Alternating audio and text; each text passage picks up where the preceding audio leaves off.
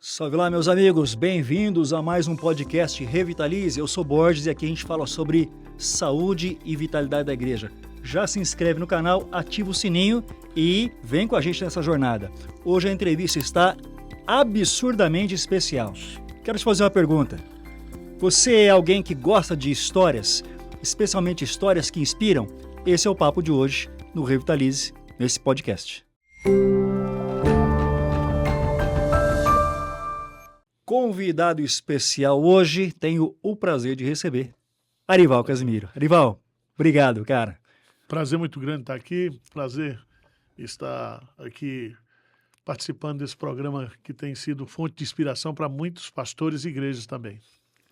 Foi um desafio conseguir trazer você, mas num dia corrido como hoje, acabou dando certo. Obrigado mesmo, Arival, foi muito joia. Obrigado, eu me sinto honrado pelo convite, né? E aproveitando aqui o encontro aqui hoje, né, dos pastores, então, privilégio estar aqui. Que bom. Arival, vamos falar sobre 3 histórias hoje? E as histórias são histórias nas quais você tem participado de todas elas. Eu queria começar aqui falando um pouquinho da história de Pinheiros, uma igreja centenária. Sim, a Igreja Presbiteriana de Pinheiros, ela começou no ano de 1902.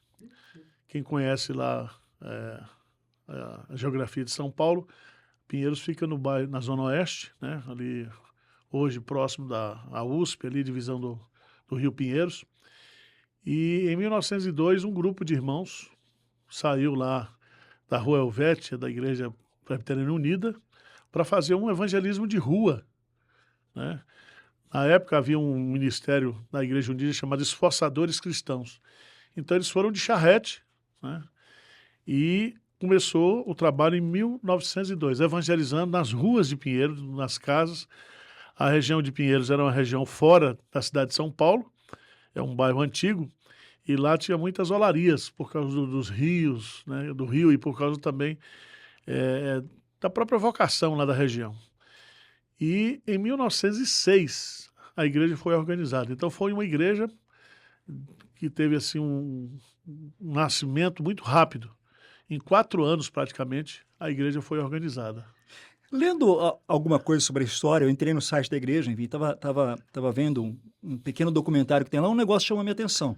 Porque, assim, numa das falas de um vídeo que existe lá na história da igreja, o reverendo Alderi fala 2 coisas que deram esse start.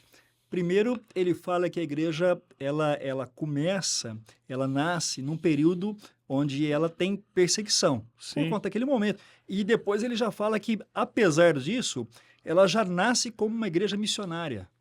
Sim, o que aconteceu é que o catolicismo ali na região de Pinheiros é muito forte. E houve realmente a perseguição, de tal maneira que as primeiras reuniões públicas foram realizadas ali na delegacia de polícia, né? O delegado lá cedeu o espaço para que as reuniões fossem realizadas ali no bairro. E depois, o primeiro pastor, né, lá da Igreja Presbiteriana de Pinheiros, era uma pessoa muito conhecida, o pastor Erasmo Braga. Foi o primeiro pastor, era uma figura nacional, um homem da área de línguas e letras, né? E o trabalho, em 4 anos, praticamente, ela floresceu numa rapidez muito grande. Então, são aqueles mistérios, né, de plantação de igreja. Às vezes as congregações ficam anos, né, 10, 15 anos. Lá foi 4 anos. Floresceu rápido. A igreja, ela na sua história, aí, são 118 anos, né? Ela foi organizada em 1906, 118 anos de história. Ela alternou, há momentos, aconteceram momentos especiais na igreja, de desempenho missionário. E houve períodos também que ela não cresceu. Houve um crescimento por divisões, de tal maneira que, sendo a igreja de Pinheiros a igreja mais antiga do bairro, então todas as outras igrejas saíram dela. Então você tem a Metodista de Pinheiros, saiu de lá. A Evangélica de Pinheiros saiu de lá. IPI de Pinheiros saiu de lá. Era briga. É uma igreja com preponderância de italianos, né? E os italianos brigam demais. Plantação não intencional. E uma coisa que é também muito interessante na história é que havia uma alternância muito grande de ministério. Então, os pastores ficavam 2, 3 anos, né? Somente eu e o reverendo Osias e o pastor Paulo Urício Riso ficamos mais de 20 anos, né? O resto eram ministérios curtos, 1 ano, 2 anos, né? Isso, de uma certa forma, impede que a igreja tenha um projeto assim de plantação de igrejas. Aliás, deixa eu pegar um gancho nessa sua fala. Você entende que ministério curto, fugindo um pouquinho do nosso contexto aqui, qual que é a tua visão sobre ministério curto e ministério de longo prazo? Se a gente pensar em revitalização de igreja, qual que é a tua percepção sobre essas duas realidades, Arival? Não é só a realidade, há fatos e há dados que provam que pastorados mais longos, desde que tenha visão e tenha compromisso missionário, eles são mais saudáveis para a igreja. Se você olhar aqui para a realidade de São Paulo, na igreja presbiteriana, há uma rotatividade muito grande, 2 anos, 3 anos, e você não faz ministério, né? E uma coisa que também tem que ficar claro é que o pastor, quando chega na igreja, ele tem que ter um plano, um projeto de ministério para essa igreja. E você não faz nada bem feito aí com menos de 10, 15 anos, né?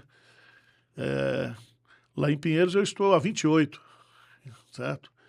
Quando eu cheguei lá em 1996, a igreja estava num processo de mais quase 30 anos que não plantava uma igreja, e uma igreja que fez uma transição pastoral com dificuldade, porque o pastor ficou 26 anos e essa transição não foi bem feita. Então, eu fui para a igreja de Pinheiros pela direção de Deus mesmo, porque eu era pastor em Olinda, Recife, via algumas vezes aqui em São Paulo e fui convidado para pregar lá na igreja. E houve um processo eleitoral, ficaram 3 pastores, eu e mais 2, e na semana da Assembleia os 2 desistiram. E aí eu concorri comigo mesmo. E fui eleito, eu ganhei de mim mesmo, né? Quer dizer, fui eleito, acho que na época lá a igreja tinha 200 membros no papel e tinha 80, Era você 100. ou você mesmo? Eu não... E eu fui e falei, olha, você tem certeza que você quer vir para essa igreja? Eu falei, rapaz, porque a situação era complicada, né? Era uma igreja que, quando eu cheguei, estava completando 90 anos de organização e a igreja estava dividida, o conselho dividido, as ovelhas dispersas. Então, foi um trabalho muito duro no começo, né? Em 1996, eu passei praticamente 1 ano visitando todos os dias todas as famílias da igreja. E eu tenho uma visão de que revitalização de igreja se faz com a dieta missionária, né? Então, pera lá, nós estamos entrando na segunda história aqui já. Mas está tudo misturado mesmo. Mas a gente vai dando um jeito aí. Eu queria entender uma outra coisa aqui, e eu queria ouvir a tua opinião. Quanto tempo você acha que um pastor que chega numa igreja, ele demora para ganhar o coração das pessoas e ganhar autoridade no sentido de se fazer ouvir? Nós já embolamos na revitalização aqui agora. Agora não tem mais jeito, Não, né? tudo bem. Eu acho o seguinte, aí há uma variação, né? São imponderáveis que você não tem como... Mas eu acho o seguinte, o pastor, quando chega, ele tem que ter um projeto de ministério, um projeto para a igreja. Foi o que nós fizemos. Quando nós chegamos lá, eu falei, olha, a minha visão de igreja é ser uma grande igreja missionária. Você já trouxe a visão. E aí, o que aconteceu? No primeiro ano, nós recebemos 60 novos membros. E depois, não parou mais de receber, era 100.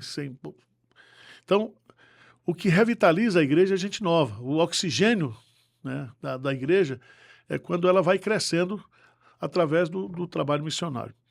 Uma pessoa que me inspirou muito, você deve ter lido também as obras do Oswald Smith, que ele foi ser pastor lá no Canadá. A igreja não tinha dinheiro nem para pagar o salário dele, né? É mais ou menos o que aconteceu em Pinheiros também. E ele, então, passou essa visão de ser uma grande igreja missionária. E a igreja bombou, né? Então, o nosso desafio sempre é esse. Quando a igreja ela tem uma visão, um projeto de ser igreja, e ela tem uma direção, aí vai muito mais rápido, né? Você vê que tem muitas igrejas aí que não crescem, porque elas não têm uma visão, porque elas não têm um projeto de ser igreja, e o ambiente é muito hostil, né? Beligerante, as pessoas brigam muito e a igreja não cresce. Então, quando a igreja tem esse direcionamento de visão, de crescimento, de missões, que é, na minha visão, a razão de ser da igreja, aí a coisa pra você ter uma ideia, em 2 anos que eu cheguei, no terceiro ano a gente estava com 10 congregações, né? E aí não tinha tempo para brigar, né? Não tinha tempo para Tem que ficar... trabalhar, Tem que cara. trabalhar. É igual um casal casou, de repente 10 filhos, tem que cuidar, cara. Então, foi sempre assim. Você só cresce, a igreja só cresce quando ela, pela experiência, né? Cristianismo não é teoria, né? Você sabe. Então, aquelas pessoas que tinham resistência, né? Elas começaram a ir nas congregações, a ver o crescimento, comprar terreno, construir templo, gente nova chegando, projetos novos chegando. Então, isso fez com que a igreja saísse desse estado de paralisia para ser uma igreja hoje efervescente, uma igreja crescente. Você sabe que você está falando, eu estou aqui tentando pensar, analisar a tua ponderação. Para mim ela faz muito sentido porque a gente ouve muito assim, né? A igreja não tem dinheiro para isso, não tem para aquilo. Nunca tem. Nunca vai ter. Nunca vai ter. O dinheiro não vem primeiro. O dinheiro vem quando você tem a visão. Então você sai, obedece, vai lá, começa o trabalho. Eu comecei construção sem dinheiro e nunca faltou. De 15 em 15 dias entrava o dinheiro para pagar os pedreiros. E a mesma coisa parece que acontece com líderes também. Nem sempre você vai ter a pessoa-chave para conseguir conduzir, coordenar, liderar um trabalho, mas de repente Deus vai levantando essas pessoas, é isso? Sim, é porque quando você fala em crescimento de igreja, via missões, plantação de igreja, você precisa de tudo. Porque quando você vai plantar uma igreja hoje, você precisa de professor de escola dominical, você precisa de músicos, você precisa de gente para ajudar na diaconia, tudo. Então, agora, é uma experiência maravilhosa, porque você vê o mover de Deus. Nós tivemos um projeto, alguns anos atrás, foi em 2012. Nós fizemos a estatística de São Paulo, 645 municípios, e a igreja estava ausente em mais de 403 municípios, certo? E aí nós criamos um projeto 50-10, plantarmos 50 igrejas em 10 anos. 50 igrejas em 10 anos? E nós plantamos, né? Nós plantamos igreja aqui, região aqui, você tem Batatais, você tem Orlândia, Ribeirão Preto, aqui do interior são vários. Olímpia. Olímpia. Nós plantamos, e plantamos assim, né? O trabalho e com a construção do templo também, né? Então, foi uma experiência maravilhosa, assim, de... Aí você não tem tempo para brigar, né? Tem projeto para acontecer. Mas é uma coisa interessante, porque quando você cumpre o papel missionário, cresce tanto para fora como para dentro, né? Então, nós saímos, se você pensar bem, hoje nós somos uma igreja, além das que nós plantamos, aí na sede chegou agora a 4.200 membros na sede. Nós estamos recebendo, nesses últimos anos, de 500 a 600 novos membros por ano. Esse ano nós já recebemos mais de 300 novos membros. É uma nova igreja dentro de uma igreja. Agora, me explica uma coisa. Na verdade, eu ouvi você dizer isso e eu achei de uma simplicidade, mas ao mesmo tempo de uma objetividade tão grande. Para mim fez muito sentido, mas eu queria ouvir você falar aqui para gente. Em uma das pregações em Pinheiros, você fala dessa coisa de ser uma igreja, uma grande igreja missionária. E aí você fala que para alcançar isso, a igreja precisaria trabalhar, a visão é trabalhar em 3 áreas. Adoração, ensino e treinamento e evangelização. Assim, fez sentido para mim. Eu achei muito simples, extremamente objetivo, mas eu queria ouvir de você. Conta pra gente sobre isso, Arival. É o seguinte, a nossa visão é ser uma grande igreja missionária. Só que essa igreja ela tem 3 áreas. A área de adoração, olhando para cima. Isso. Olhando para baixo ou para dentro, que é discipulado, treinamento, e olhando para fora, missões.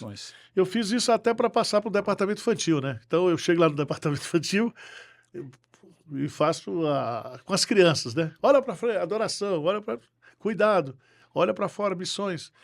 Então, é uma coisa muito interessante, porque Didático. é muito simples. Eu vi isso lá na Coreia, né? Conheci a igreja Sarang com 120 mil membros, né? E eles têm essa visão muito definida.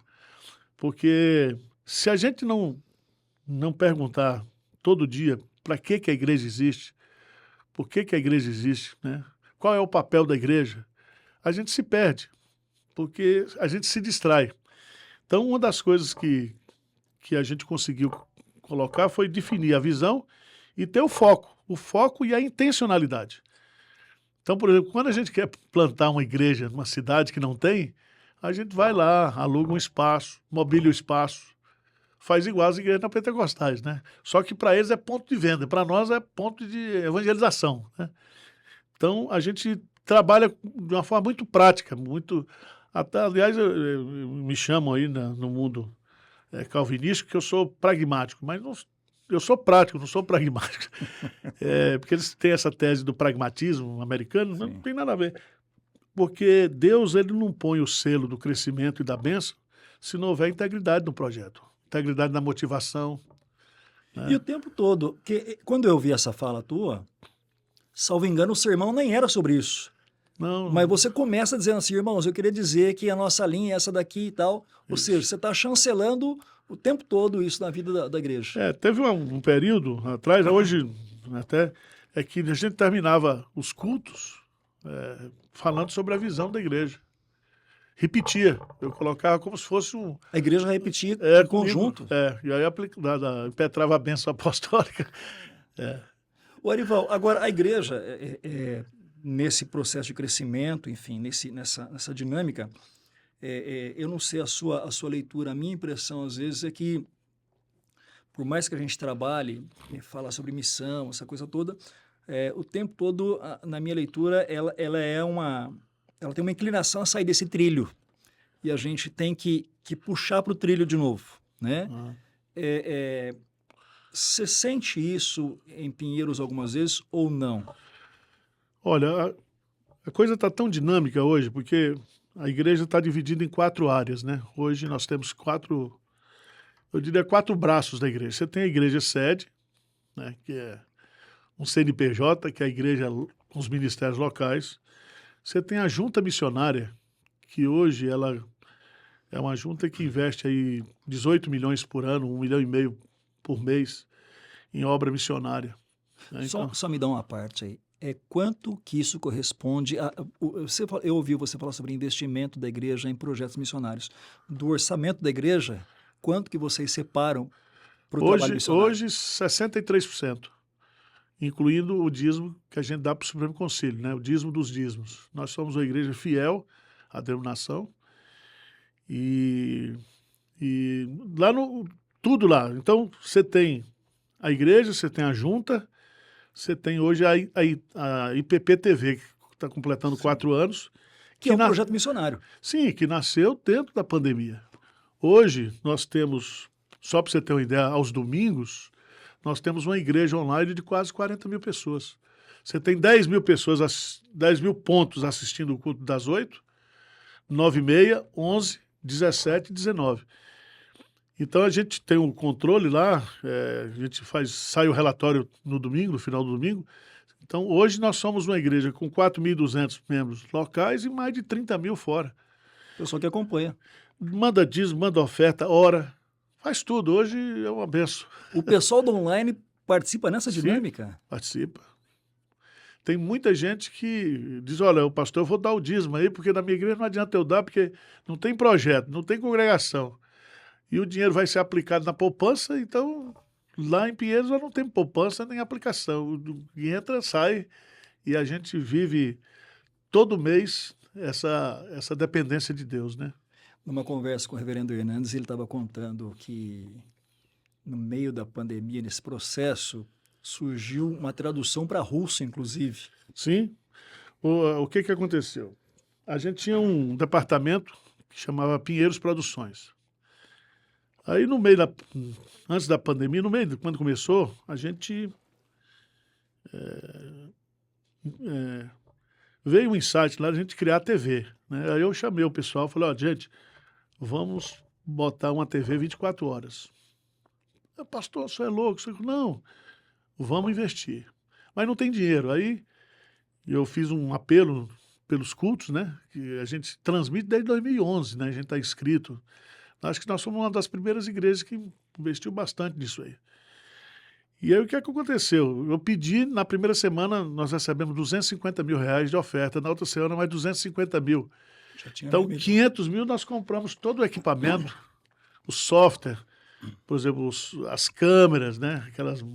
Tudo câmeras importadas, tecnologia de ponta. E trouxemos um software que você faz a programação 24 horas da TV e não precisa ter gente trabalhando, né? Ela gira naturalmente. Aí você precisa ir lá conhecer, né? Hoje a TV é uma associação, tem CNPJ.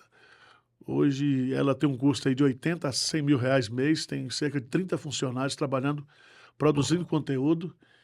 E nós não vamos parar de crescer. Nós fizemos uma sala muito boa de transmissão no templo, com tecnologia de ponta também. Você pode ver que as transmissões do culto são bem dinâmicas, né? Você tem câmeras trabalhando durante o culto, tem aquelas de controle manual que os caras... para dar a dinâmica da transmissão. E agora nós estamos investindo mais ou menos 1.300.000 em tecnologia para o galpão que nós vamos inaugurar, se Deus quiser, até o fim do ano, para 1.500 pessoas, né? Na Marginal Pinheiros mesmo. Arival é um cara... Veja o que você vai dizer, né? Visionário, ansioso ou é um trator? Ou alguém perguntou num outro programa, ou é um homem de fé? Acho que é um misto, né? Não, eu sou muito prático, né? As pessoas no nosso ambiente presbiteriano discutem muito, né? Sim, sim. E isso é uma coisa que... Perde tempo com coisa que não leva a lugar nenhum, cara.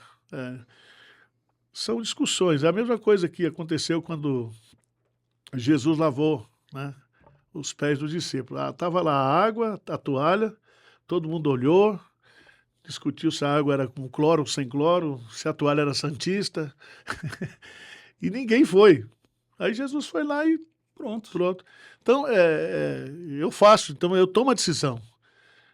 As nossas reuniões de conselho são muito práticas, a gente decide durante a semana pelo WhatsApp. A gente tem uma dinâmica. Hoje por exemplo, você tem uma junta missionária com mais de 100 campos, com mais de 30 missionários fora do Brasil.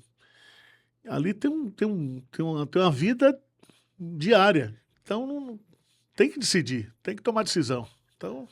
Você sabe o que chama minha atenção quando eu olho para Pinheiros? Pinheiros é uma igreja centenária que navega em alto mar como se fosse uma lancha. Não essa impressão que eu tenho. É um transatlântico que navega na velocidade de uma lancha e faz curva com tranquilidade, sem problema nenhum. Porque quando você fala que teve projeto que nasceu no meio da pandemia, quem está olhando de fora diz assim, isso é loucura. E aí já se passaram alguns anos e a gente está dizendo assim, louco, fomos nós que não fizemos, né? Veja bem, na pandemia, ou a gente fazia ou não fazia, porque o que aconteceu na pandemia? Alguns entenderam que era para fechar a igreja. Nós entendemos, eu particularmente, como pastor, que não é para fechar, é justamente nesse momento que as pessoas estavam precisando. Então, o que aconteceu? As igrejas fechadas e a transmissão do culto, 5 cultos por domingo, eu pregando, o pastor Hernandes pregando. O pastor Hernandes tem a técnica das câmeras. Eu sou zarolho e não sabia olhar para onde ia, eu ficava doido para... Mas... Mais perdido que segue um tiroteio. Mas hoje nós temos 1,5 milhão quase de inscritos no canal do YouTube. Vai chegando agora 500 mil no Instagram. E foi interessante porque não foi o meu nome, nem o nome do Hernandes, foi o IPP TV, IPP. Então, só onde você chega no Brasil hoje. E uma coisa que na pandemia nós fizemos foi colocar legenda nos sermões. Então, essa do russo é muito interessante porque é um neto de missionário russo, o cara, diretor de um grande banco, ele falou, pastor, eu estou com vergonha, o que eu faço? Eu falei, vamos botar a legenda E ele bancou, né? ele bancou os cursos disso. Então, nós temos hoje os sermões em 7 línguas. Nós temos em mandarim, que é o chinês, tem inglês, espanhol, alemão e russo. Então, são 7 em francês também, né? Então, por exemplo, hoje nós temos uma igreja que está sendo plantada em Zurique. Então, lá os sermões tudo em alemão. E tem um grupo que se reúne lá, fruto desse negócio da pandemia. E onde você vai... Eu estava em Nova York, voltando, uns 2 meses atrás, uma morena, Pastor Arival, em inglês, eu nem sabia. Então, eu assisto a IPP-TV. Eu falei, a gente não sabe a dimensão, né? Nós, por exemplo, eu fui a Porto, lá em Portugal, tirei uns dias lá para descansar, e o pessoal, encontrei muita gente que diz, olha, nós assistimos a IPP-TV, nós assistimos... Então, hoje, eu diria assim, online, nós somos a maior igreja do mundo. Porque a igreja da Coreia, por exemplo, a Sarang, que tem 120 mil membros, eles não têm 100 mil no canal do YouTube.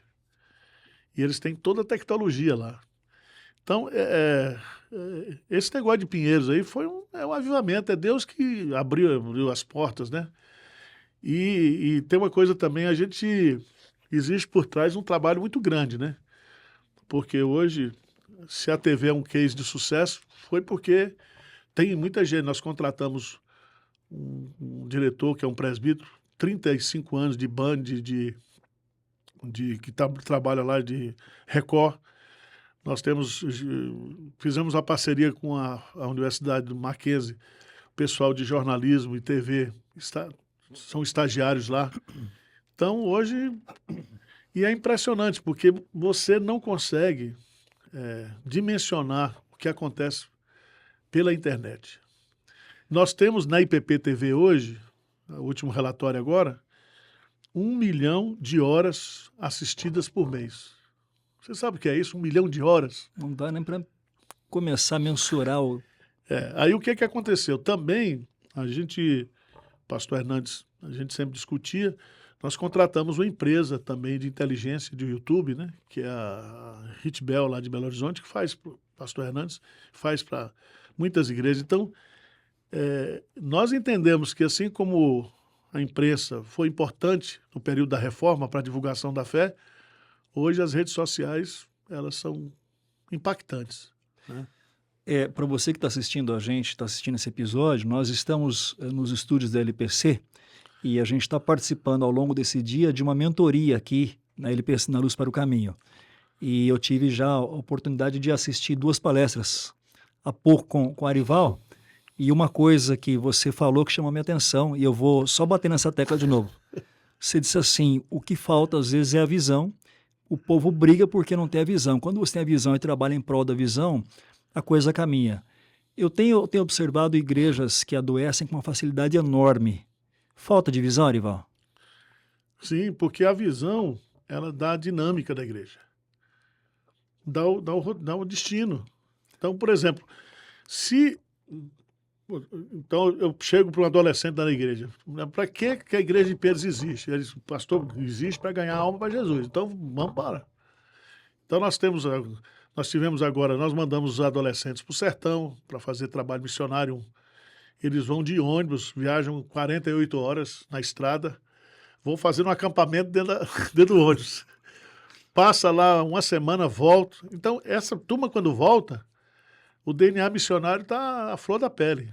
Agora, se a gente entrar na terceira história, que é revitalização de igreja, e você é alguém mergulhado em plantação, revitalização, como duas linhas que caminham junto na missão, como que você define revitalização? Na sua visão, como que você diz assim, para mim, revitalização é? Olha, revitalizar é trazer a igreja para a missão. Todas as igrejas que perderam a visão missionária, deixaram de ser igrejas missionárias, elas estão morrendo, não são igrejas saudáveis. Tá certo? Por exemplo, a igreja presbiteriana ela tem algumas características. Primeiro, é a questão da confessionalidade.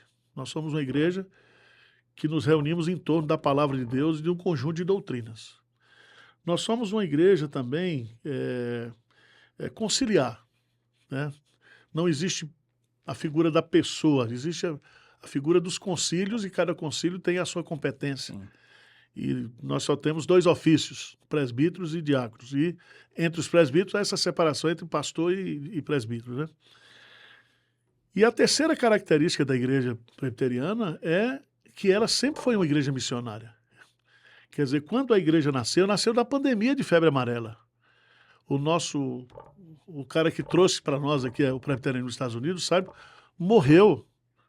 Ele, a esposa, a filhinha, eles pagaram o preço para que nós estivéssemos aqui hoje. Então, quando a igreja ela perde o seu primeiro amor, e para mim, o perder o primeiro amor ali, a igreja deixa de ser missionária, ela pode ser tudo, menos igreja. É a mesma coisa você abrir uma agência bancária e não ganhar dinheiro. A igreja bancária... Perdeu a razão de ser. Então, o que eu acho é que a igreja perdeu essa consciência da missão. Hoje, com o crescimento do academicismo, que é uma coisa muito boa para a igreja, mas, de uma certa forma, também prejudica, porque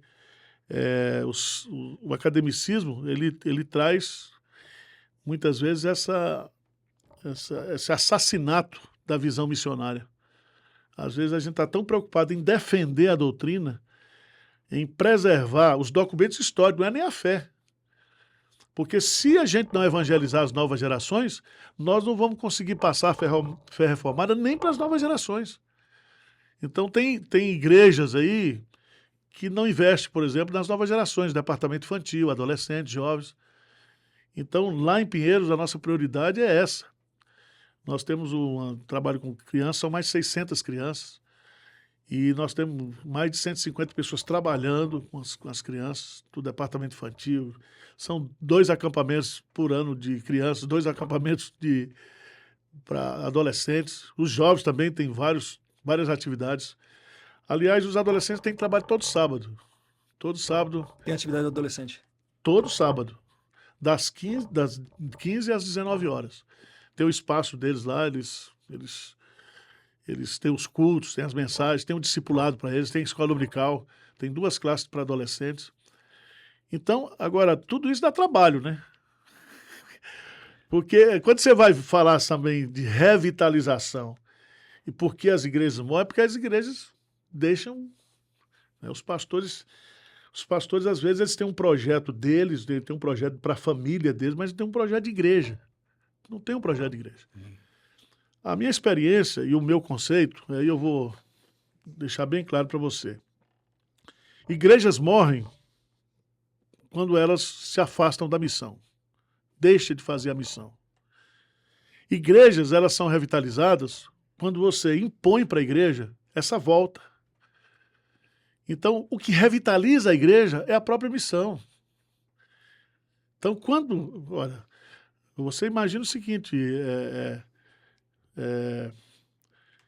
uma igreja que passa o ano todo e quando chega no final do ano, não são 50 e tantos domingos, são tantos cultos, não sei quantos sermões, não sei quantas aulas, e a igreja está do mesmo jeito. Se não converteu ninguém, é só número. E infelizmente, tem pessoas que acham que é Deus que não quer, ou é Deus que quer que a igreja não cresça. Você sabe que eu costumo dizer que uma casa, uma família muda drasticamente. Pode ser a família mais ranzinza do mundo. Nasceu uma criança. Sim. Transforma a casa. Tudo. A casa vira de perna pro alto, mas é uma alegria. Claro. Da mesma maneira, quando você tem conversão, criança que chegou na vida da igreja, nasceu de novo, né? Conversão, aquilo parece que desarticula a estrutura presente até então e traz uma vida nova, que é um negócio impressionante. Sim. Eu costumo dizer o seguinte, você está pensando em revitalização, você precisa ter gente nova, você precisa ter conversão. É por aí que começa. É isso aí. A igreja que não evangeliza, ela se fossiliza. Né? Essa é uma frase do Oswald Smith. Igreja que não evangeliza se fossiliza. Ela se torna uma igreja fóssil, ela morre. Certo? Igreja que não prega o evangelho não é igreja evangélica. certo? Então nós temos que pregar o evangelho. Então hoje, o que a gente faz? Tudo lá é missões na igreja. Então você tem a editora, surgiu a editora, está com também de 3 a 4 anos. Todos os recursos, tudo é para missões, certo? Nós temos um polo de EAD lá do Mackenzie, e tudo que entra lá, o lucro que a gente tem, vai para missões. E a igreja, ela criou-se essa cultura, né? E eu não sei, eu já estou há 28 anos, daqui um dia eu tenho que passar o bastão, e eu sei que para você fazer a igreja decolar, é como um avião, né? O avião, ele para decolar, ele gasta uma quantidade absurda de combustível, né? Mas depois que ele sobe, aí, meu irmão, ninguém segura. Ninguém segura. Os entendidos aí em missiologia, né? Eles falam que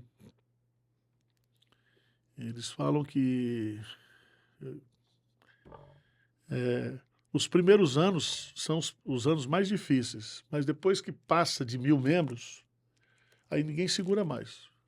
Porque gente chama gente, entendeu?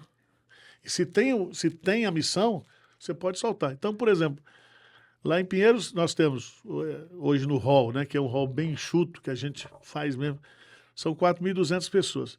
Você tem mais quase 40 mil pontos assistindo no Brasil e no mundo.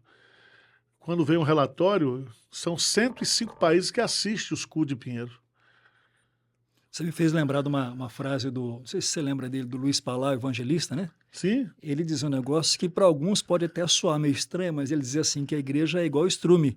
Sim. Se você amontoar, é um fedor danado. Você tem que espalhar para o negócio acontecer e irrigar toda a estrutura de um processo de plantação, né? Eu estava...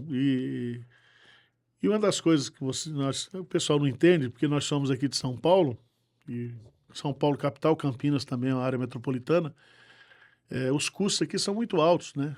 Você vai alugar um imóvel, você vai construir, sim, né? Tudo... E uma coisa que eu vejo é o seguinte, quando você investe em missões, você não somente cresce para fora, mas tem uma bênção de Deus para a sede. Eu me lembro que nós construímos a sede que nós estamos hoje, na Marginal, nós mudamos em 2010. Quando nós mudamos, nós estávamos com 400 membros. Então hoje nós estamos com 4.000 lá, fora as igrejas que a gente plantou. Porque você sabe que quando você organiza uma igreja, você dá baixa no hall de membros. Vai um grupo. E é impressionante, porque quanto mais Deus manda a gente, entendeu? Aí é uma questão de crer nisso, de viver isso, né? A gente sofreu muito, né? Nesse período, por exemplo, de 2010 para cá, nós compramos ao lado de Pinheiros 14 casas. Hoje nós... Parece loucura, não parece? Nós compramos, no ano da pandemia, nos 2 anos, nós compramos 4 casas. Hoje, essas 4 casas valem mais de 20 milhões hoje, no mínimo, porque elas são casas, a gente pagou aí uns 12 milhões, porque na pandemia, quando a igreja fechou, sim, nós tivemos um crescimento de 30% na arrecadação da igreja. E tivemos um boom no crescimento. É um negócio impressionante, isso aí tudo é Deus, né? Agora, Deus abençoa quem trabalha também, né? Agora, eu queria... Nosso tempo hoje está meio escasso, eu sei que você está preocupado com a nossa segunda parte lá da mentoria. Eu queria só pedir para você deixar um conselho para pastores e líderes que estão preocupados ou estão perdidos na revitalização. Mas não pode ser 2 nem 3 conselhos, Arival. É um conselho só. Não, o conselho é muito simples. É você trazer a sua igreja para o foco missionário. O que faz a igreja crescer, o que revitaliza uma igreja que está morta, missões. Tem um avivalista americano que diz, você quer revitalizar a sua igreja que está estagnada, que está morta? Começa domingo, prega um sermão sobre missões e levanta uma oferta para um missionário. Começa logo. Ponto 1. Ponto 1. Então, e outra coisa, não é ficar discutindo, não é criar um conselho missionário, isso a gente não tem lá. É a igreja, a visão é da igreja. Se não quiser ficar aqui, pode ir para outra igreja. Não tem problema nenhum.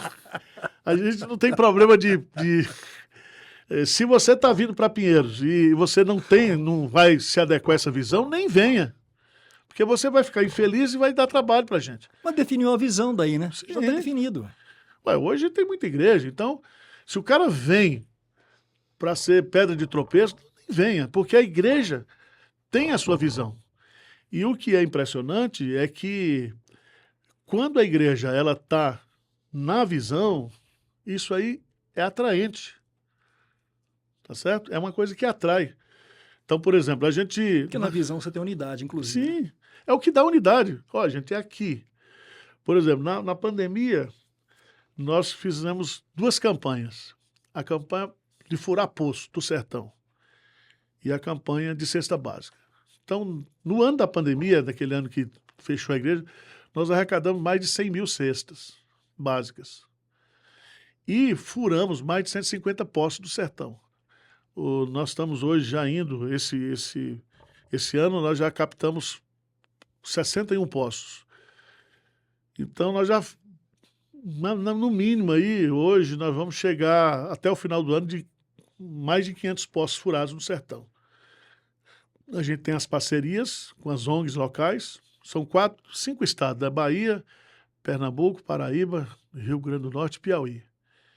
Furamos alguns no Ceará também. E é muito interessante, porque você chega naquelas pequenas comunidades e você fura um poço ali, aí está transformando a sociedade, né? Por exemplo, nós temos um projeto de plantio de igreja hoje em Caridade do Piauí, uma cidade de 5 mil habitantes. O que mudou a cidade foi o evangelho, está transformando. E nós já construímos o templo, hoje já tem um projeto com a AMES, que é uma parceria de ação social, e levando esperança, porque quando fura o poço, aí tem a água, cria a galinha, planta a macaxeira, sai da mão do político, do carro-pipa. Então é uma revolução. E a nossa igreja é uma igreja generosa nisso aí, né? O pessoal, quando vê os vídeos lá, a gente compartilha, manda, então você vê a transformação. Tem uns 2 meses atrás eu chorei quando eu vi um vídeo lá de um senhor de quase 70 anos, que nunca tomou banho de chuveiro. Porque quando fura o poço, a gente instala a caixa d'água também. E ele nunca tinha tomado banho de... A pessoa, na nossa cabeça... Não aqui, entra isso, não, né? nem pensa. Não faz sentido nenhum isso. As crianças que não usavam banheiro, usavam capoeira mesmo no mato. Agora tem tudo, tem banheiro, tem água, tem... E uma coisa interessante, rapaz, onde a gente furou não deu água salobra, tudo água boa. Só Deus, Arivaldo. É Deus, é Deus. E eu acho, aí é uma opinião muito... Hoje já existe uma mobilização muito grande de parcerias, porque nós temos no semiárido nordestino, que começa aqui no norte de Minas até lá no Piauí, são 35 milhões de brasileiros que vivem no semiárido, distribuídos entre quilombolas, pequenas cidades, né? Por exemplo, pegar um exemplo aqui de uma cidade chamada Acauã, no Piauí, fica à margem da BR. Essa cidade de 5 mil habitantes era o maior índice de suicídio do Brasil e o maior índice de prostituição infantil. As mães traziam as filhas para a BR para entregar para os caminhoneiros. Prostituição infantil, menina de 10, 12, 13 anos. O Evangelho chegou lá com um projeto. A AMES, com apoio nosso também. Hoje a cidade é outra coisa. Hoje tem uma escola de balé para as meninas. As meninas ganham... são mais de 300 meninas dançando balé Bolshoi, né? E uma fábrica de brinquedos, a igreja, uma fábrica de instrumentos e poços que foram furados na região. Então, eu acho que a igreja evangélica, se ela cumprir a sua visão missionária, é quem vai transformar o Brasil. Se ela anunciar o evangelho... Sim.